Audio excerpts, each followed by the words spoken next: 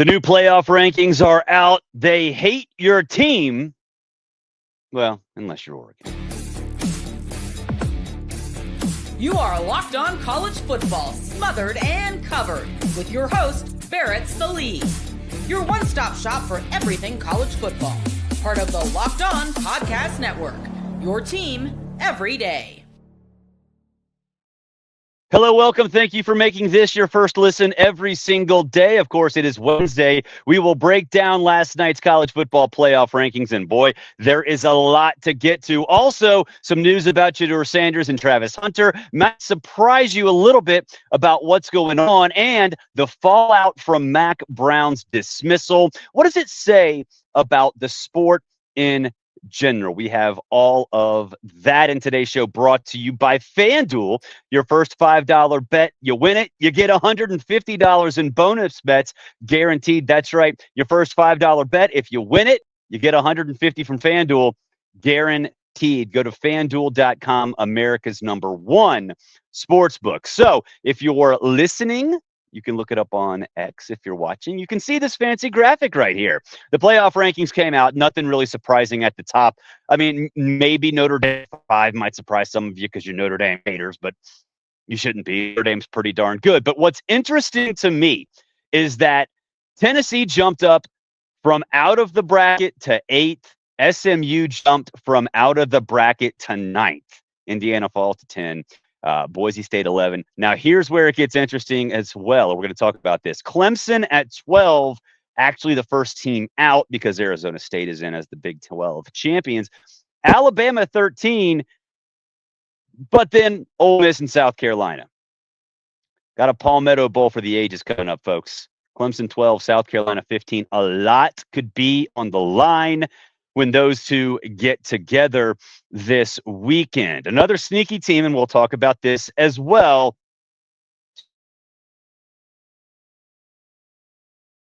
What's the matter? It's Tulane, 17. They're right behind Arizona State. Arizona State is in the bracket as the Big 12 champion right now. Remember, it is not you are not guaranteed a spot if you're a Power 4 conference. Right now, Arizona State, the leader of the Big 12, does not have one of those automatic bids. Tulane, potential AAC champ, could knock the Big 12 out of an automatic spot altogether. Brett Yormark might not be happy about this. And if you know Brett Yormark and you know how he looks and you know how he rolls, you do not want to get on his bad side. But we're looking back or forward to the projected CFB bracket, this graphic from On3. Man, I tell you what, Notre Dame and SMU, that would be a phenomenal football game in South Bend because those two teams play in totally different ways. And I would love to see that. And Georgia, Tennessee, how about a rematch of that in Athens? Do you want to see it after what we saw in the first go-round? You might not want to if you're Tennessee. And honestly, getting rematches really doesn't do anything for me. So that might be the one you look at and say, I don't really like all that much. But there you see it. Oregon, Texas, Miami, and Boise State getting those 4 buys. Okay, let's start with the kind of overarching theme, I think, through all of this. And that is the SEC and the Big Ten are getting all kinds of respect. And it's been like this all year. But you look at how they operate, it's almost like they're stuck in this rut where, okay, it's not 4 of the top 5 teams. It's now 4 of the top 10 teams have to be out of the Big Ten. It's not, you can't have 6 SEC teams, but you can have, 3 or 4 in the top 10. And then everybody from 11 down to 15 has to be an SEC team or has to have had an SEC team in it in weeks past. And then you sort of get to the leftovers. And in this case, the leftovers really are all Big 12 teams, right? It used to be the ACC and Big 12, but I think people finally caught on to the fact that SMU is really darn good. And if you're going to give SMU credit, you have to give Miami credit. That's why you see both of them in the top 10. But it feels like they're just throwing everybody else in behind the rut that they've dug themselves into.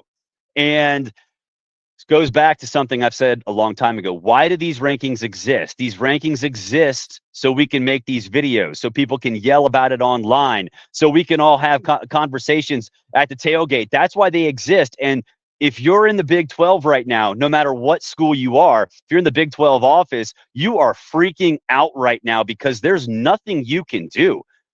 There's nothing you can do. They're not going to suddenly start disrespecting the SEC. They're not going to suddenly start disrespecting the Big 10. We're 1 week away from championship week. And so now and I think part of this, it's because Arizona State crept up. Nobody really paid attention to them until this past week. Iowa State was in it. Then they kind of got lost. And now suddenly they can play in the Big 12 championship game again. So now it's like, okay, well, we had these teams that were being respected, like Colorado and like BYU.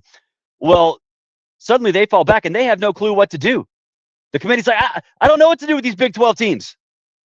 And so they kind of all get lumped together, and it's at the expense of the eventual winner and to the advantage of not only the AAC and Tulane, but definitely the Mountain West, because you also see in this UNLV at 22. Why is that important?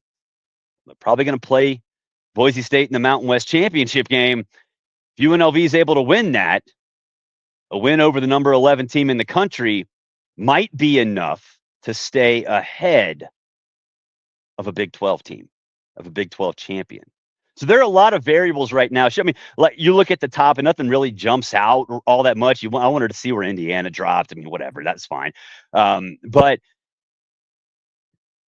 the AAC Mountain West Big 12 conundrum, the moving parts that have sort of taken hold all over there is just absolutely fascinating to me.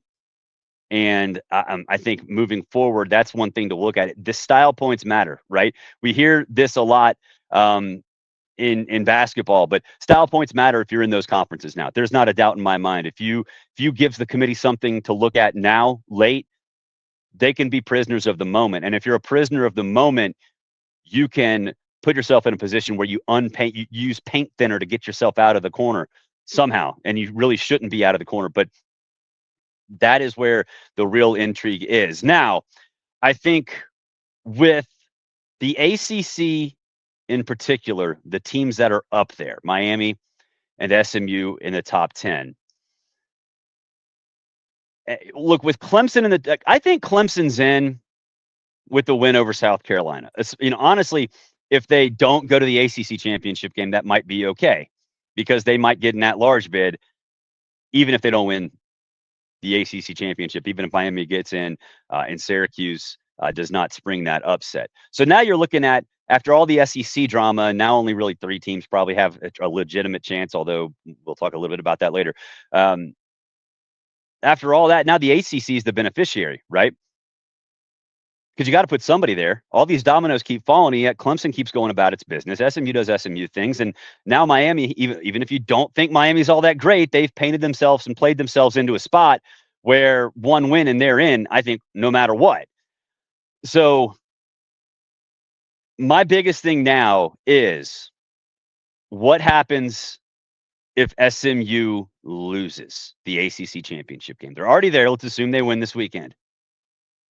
If you put that orange T or that Georgia G or that U or that interlocking ND or that Nittany Lion or that Hook'em Horns or that or that scarlet and gray helmet or that whatever helmet that Oregon's wearing on any given day, SMU's getting a ton of respect. I think right now at 9, they're still underrated. I would put them ahead of Miami. I would even consider putting them ahead of Notre Dame as well.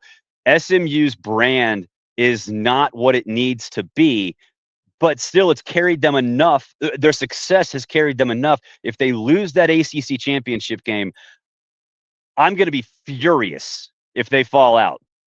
And again, it's not because Rhett and I are good friends. It's because that resume, what they've done, how they've played the eye test, it should work in their favor. I think if, in the eyes of some who really haven't watched SMU all that much this year, it might work to their disadvantage. Now, I know a lot of people are looking at Alabama at 13. They're the second team out. Clemson is the first team out at 12, and the reason they're out is because Arizona State, as the leader of the Big 12, jumps them. Seen a lot of people already piping up saying, "Oh, they're going to do everything they can to get 3-loss Alabama in." No, they're not. They're not going to do anything they can to get 3-loss Alabama in.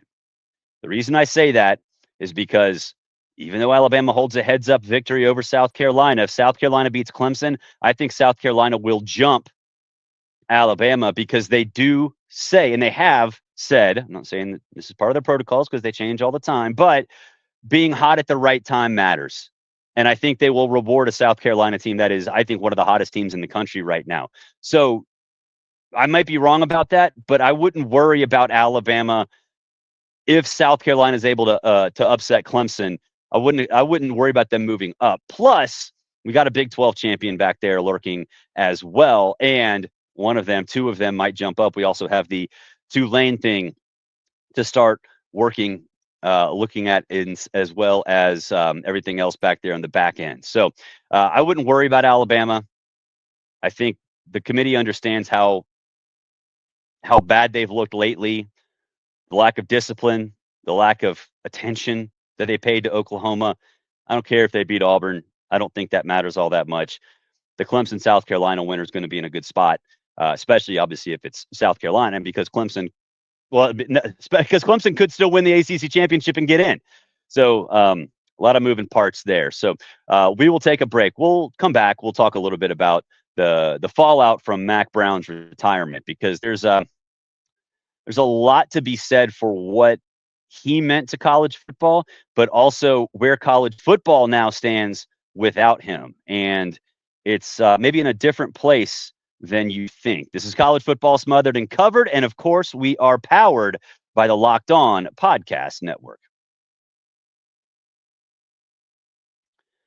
Today's show brought to you by FanDuel, America's #1 sports book. Right now, if you're a new customer, go bet $5. Go bet $5. You know what? It's rivalry weekend. It's rivalry weekend. You want to spice things up. You're at your aunt, your uncles, your grandma, your grandparents, your dad, your aunt, whoever having Thanksgiving meal. You know what? You're going to sit in front of that TV, whether it's Thursday, Friday, Saturday, Sunday, Monday, whatever, and place a few bets.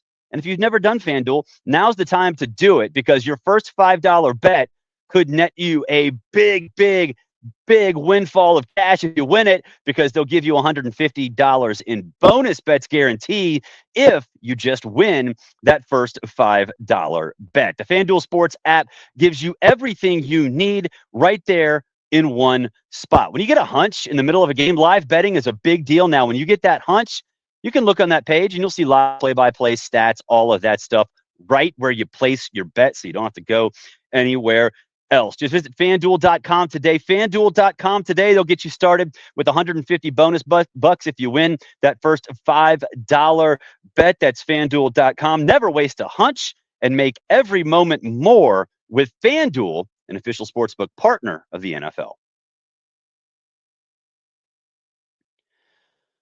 Okay, let's talk about Mack Brown. He was let go on Tuesday. We talked about that on Tuesday's show, and I kind of briefly alluded to it, but I think it does need to be stated that he was one of three coaches in college football who had national championships, Kirby and Dabo being the other two. Obviously, Nick left last year. Mack gets fired. I think this goes to show you, because there are only two guys left, how hard it is to win a national championship. Over the course of the last 10 months, we've seen 3 national championship winners go. Harbaugh, Saban, and now Mack Brown. What does it mean? Well, first things first, it means you have to have a lot of luck just to be in that position, right? I think we all know that. But I think a lot of these guys, and look, Mack Brown wanted to stay. I mean, I think it's clear now that he put his foot down. He was not going to resign. They were putting pressure on him to resign. He wouldn't do it, so they fired him. But I think Mack is one of those guys that he still kind of enjoyed where recruiting was going. But I think it was still wearing on him. Nick didn't like it. Obviously, Jim Harbaugh just wants to coach ball. But now you're seeing legends basically say, we're out. We're out. I don't think Mac wanted to get fired. I do think it was probably a thing that was going to happen next year. But it's hard to win national championships. It's really, really hard to do it. And for Kirby Smart to have two, for Dabo to have two, and Dabo to sort of be an afterthought shows just how strong that program is, but how much weight that carries. Would Mac Brown have gotten the North Carolina job had he not won a national championship at Texas? Maybe, but it wouldn't be a shoo-in like it was after Larry Fedora was let go. I think everybody knew Mac Brown was going back. He wanted it. They wanted him. He was successful, so might as well give it another shot, see what happens. There aren't going to be many guys like that anymore. There aren't going to be many like him. And it makes me wonder, okay, so is it sustainable for anybody else? Is it sustainable for anybody else to come in, win a national championship, and join Kirby and Dabo, not as one-time winners, but as two-time winners? I don't think it's going to be like that anymore. I think you're going to see coaches come in. If they get one, you might see them say, peace out, we're done. That will be enough for a lot of coaches and a lot of people in this situation to say, okay, we've gone through this. We've reached the top. Don't want to deal with this crap anymore. I'm going to go to the NFL, or I'm going to go sit on a boat in a lake. My lake's right there. That's why I look weird behind me. But I don't know. It's amazing that we're at a point now where we have more coaches with national championships leaving either by their own volition or somebody else's than those who are sticking around. And well, be honest with you, Clemson fans, and you're probably not that happy with your dude right now either. So that is interesting. So I will take a break. When we come back, some news on Shedeur and Travis Hunter. Seems like there's always news on those two. Talk about it next. College Football Smothered and Covered, powered by Locked On.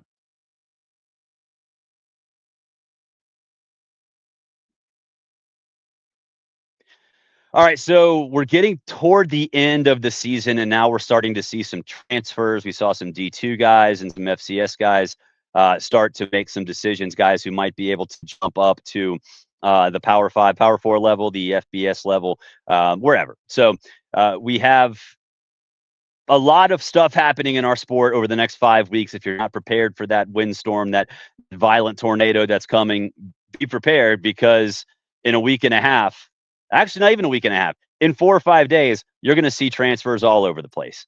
You can't officially enter the portal, but you can put it out there on social media and announce you are. You also will have players opting out of bowl games. Some of them will opt out before they even play, before they even get announced next week after the end of regular season. You know what? Deuces, I'm out and don't care where we play. Dion was asked about this today, and he says Shedeur Sanders and Travis Hunter will play in a Colorado uniform again after this weekend, no matter where they go, whether it's the playoff or somewhere else. I hope that is the case. I love those two guys as a college football fan, as an observer of the sport. I think it's great to have them get a spotlight on a lesser bowl, but also show what they're worth and have the build up to that still matter. Not as much as a playoff, but it still brings light to them and a bowl that I think is you still need to make them meaningful. I don't really care if they opt out, good for them, whatever.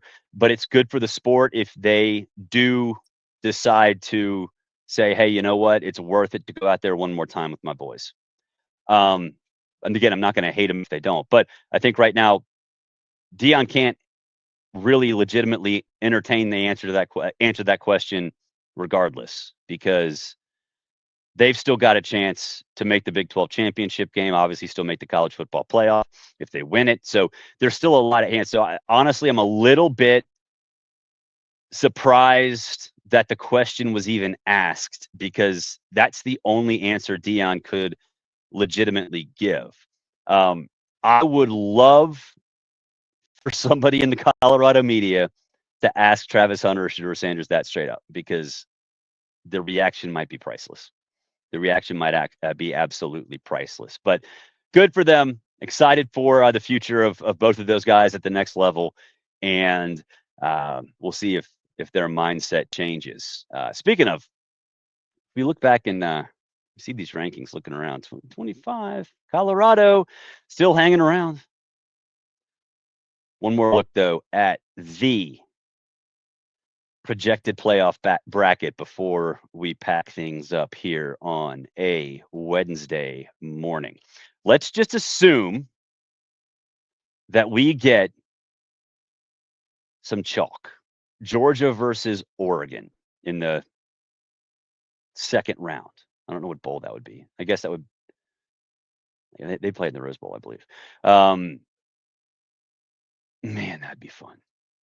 That'd be one of the best semifinal games we've seen in a long time.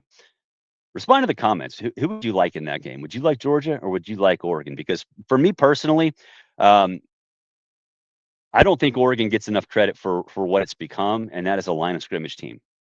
That's a team that is built a lot like Georgia. Dan Lanning was there. He's even said it. He's told me, like, that's how he wants to build that team. That's how he has constructed them into a West Coast SEC style program. I think that'd be a lot of fun because if you get into a shootout with that team, you're probably going to lose. And that's, I think, that would be the one thing in that matchup that Georgia would have to watch out for. The Boise State versus Ohio State / Arizona State matchup, I feel bad for Boise State. But can you imagine what it'd be like if they beat Ohio State? That would be phenomenal. Not going to happen. So I'd feel bad for Boise State. Just, oh yeah, you get a bye. Great. Now you have to play the second ranked team in the country, which so happens to be a number 5 seed. That math doesn't add up, but here we are. Notre Dame, Texas would be phenomenal. We've seen that before. And then Miami versus Penn State or Indiana. That is an interesting draw because are any of those teams super powerful? Not really. So you're talking about getting into the third round, Indiana, Penn State, or Miami. Guys wanted it. You guys wanted an expanded playoff. And here we are. We get it. And now we've got bad teams moving way further than they really deserve to be. Hey, join the subtext group. You can see the description below. You can get that link. You can use promo code college and you get your first month for free. You can text me. I am going to Georgia versus Georgia Tech on Friday. You guys know if you're part of the subtext group, you know I like to send little pictures out, pictures from the field before the game, tailgating pictures, all that other stuff to the subtext subscribers so you can get a little bit of a feel for what my day is like before, during, and even after a game as I drive from Athens back up to North Georgia to the northwest corner of Lake Lanier, which will be a fun drive in the middle of the night. But your subtext group, if you remember, you can see that stuff as well. Hey, thank you for making this your first listen every single day. Hey, for your second listen, go listen to Locked On College Football with Spencer McLaughlin. Does a great job over there. We also have Power 4 conference channels. All of those hosts do a great job. So check those out as well. Until Thursday, we'll talk to you soon. Hey, you know what? Get some sleep Wednesday night. Thursday, of course, not only Thanksgiving, but we get a feast of football, not only in the NFL, but there's also some college. They stole Thanksgiving from us, but at least there's some college on Thursday as well. Have a good one. Talk to you soon.